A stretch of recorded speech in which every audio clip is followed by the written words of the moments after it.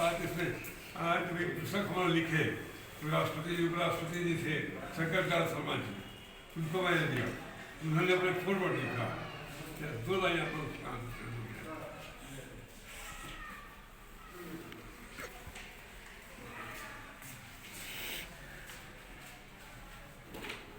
हम सुनाते हैं तो आप इसका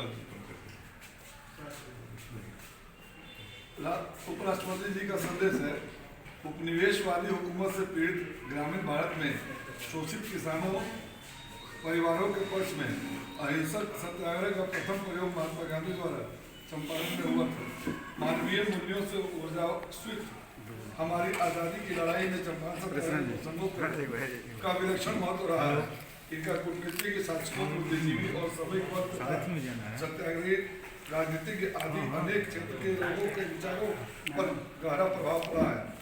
यह प्रसन्नता की बात है कि श्री ब्रजकिशोर सिंह जी चंपारण आंदोलन के ऐतिहासिक दस्तावेजों के माध्यम से लिखने का प्रयास किया है। इससे यह पुस्तक शोधार्थियों के लिए विशेष सहयोगी है। शंकरदयाल शर्मा जी को कहाँ फोटो डाले तो फोटो खींचे तो लाइव